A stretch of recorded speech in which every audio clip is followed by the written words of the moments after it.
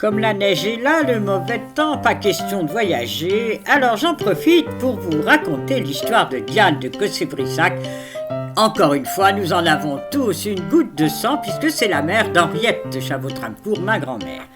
Diane donc est née le 19 décembre 1869 à Paris, mais pas n'importe où, chez ses parents, Jeanne-Marie et Constance C.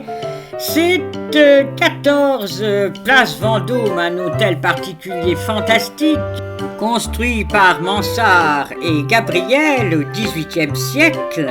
C'est une famille d'industriels très très riches. Ils ont les sucreries, ils ont commencé sous Napoléon.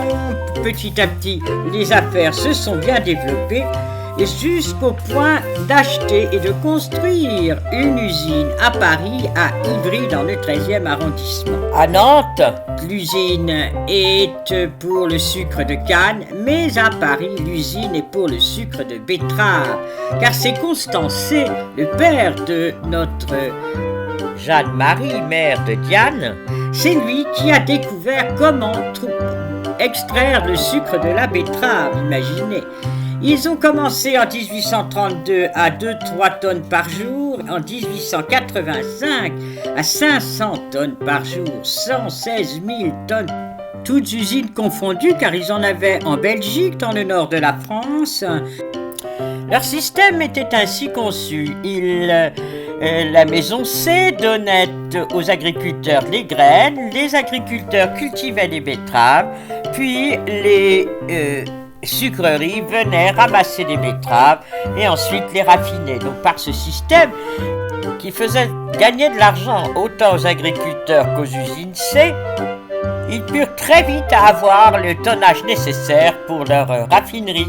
Ils eurent 2 enfants et donc la dot de la demoiselle était absolument colossale.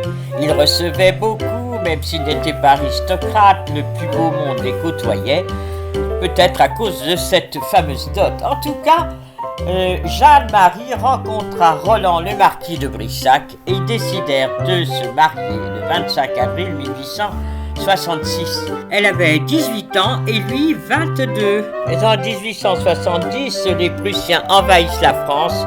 Il part au combat et meurt au champ d'honneur. Elle a 22 ans et veuve, a 2 enfants, Diane et François. Donc Diane, notre petite Diane, dont je vous parle ici, notre arrière-grand-mère, Diane est élevée entre l'hôtel particulier de la place Vendôme à Paris et puis le château de l'Île-Briand, qui était le château acheté par les C, et Brissac, puisqu'elle avait épousé Roland, marquis de Brissac, et donc elle héritait du château de Brissac. C'est une jeune femme ravissante, très très déchaînée, qui a beaucoup de réparties, qui s'amuse de tout.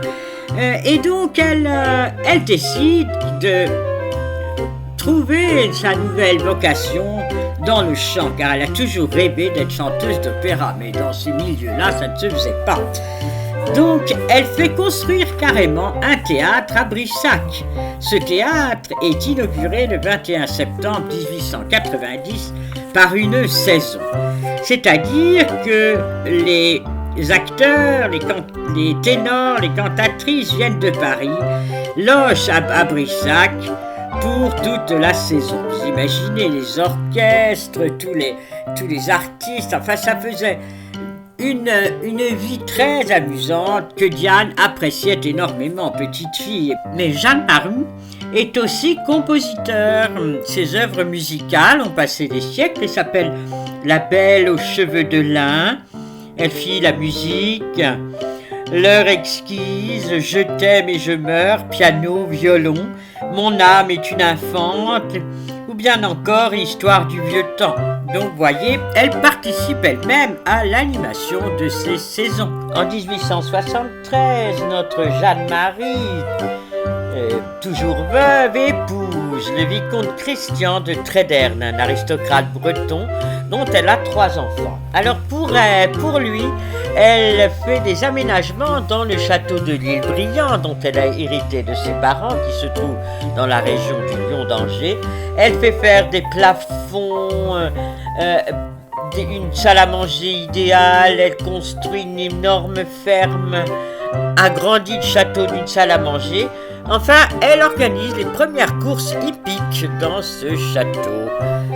La vie continue entre Brissac, l'Île-Briand et Paris. C'est à Paris que la jeune Diane, qui maintenant a 18 ans, rencontre Ernest Deligne. Elle a 18 ans, il a 30. Ils se marient à Paris le 3 janvier 1887. Elle a une dot très confortable, ce qui probablement arrange les choses, mais ça ne l'empêche pas d'avoir sa répartie. Elle est très connue pour avoir répondu au duc de Morny qui venait de tuer en duel un de ses amis et qui renversa sa tasse de café sur la robe de la jolie Diane. Celui-ci lui dit « Madame, seul le sucre tâche », imaginez l'injure, hein. Mais elle répond tout aussi bien, tout aussitôt, moins que le sang, monsieur le duc. C'est vous dire que, vraiment, elle avait de la répartie. Elle était actionnaire de la raffinerie familiale. Ces raffineries marchaient de mieux en mieux, l'argent coulait à flot. Ils habitaient l'hôtel Ligne de la rue Montoyer à Bruxelles. Mais en 1918, le prince de Ligne n'avait pas de descendant et c'est donc Ernest qui devint le 10e prince de Ligne. Il hérita donc de Belleuil, décida de s'y installer. Heureusement, la fortune de sa famille était là et ils purent mettre l'électricité, le chauffage, enfin le confort, l'eau aussi, dans Belleuil. Il avait, lui, plus de 60 ans. De son épouse, Diane de Cossé-Brissac, ils avaient eu 9 enfants, dont ma grand-mère, la fameuse Henriette. Cette photo a été prise rue Montoyer, juste avant qu'il ne s'installe à Belleuil. Alors vous voyez ici 2 jeunes mamans avec 2 jeunes enfants. En effet, Diane de Cossé-Brissac avait eu un bébé en même temps que sa fille aînée, Moutier. Donc vous voyez ici les 2 mamans avec leurs 2 bébés. Puis ensuite tous les autres enfants. Et derrière, le prince Baudouin qui, 1 an plus tard, a été tué pendant la guerre 14. Pendant cette guerre, Henriette est infirmière, s'occupe d'enfants. Vous le voyez à gauche, là, près de la table, avec un bébé dans les bras. Et là, elle est infirmière. C'est elle qui a le collier de perles au centre des autres infirmières. Après la guerre, le temps des mariages, voilà Henriette qui épouse Robert de Chabot-Tramcourt à Paris. Le 12 août 1919. Ici, vous les voyez avec la famille, leurs 2 mères, là, à la sortie de l'église avec le Suisse magnifique. Et puis là, c'est le mariage de sa sœur Isabelle avec le prince de Crouy. La grand-mère Jeanne-Marie C est derrière avec ce grand chapeau. Une autre scène, cette fois-ci nous sommes à Belleuil avec Diane habillée en noir, assise sur un fauteuil, son époux près de la cheminée, le prince de Ligne.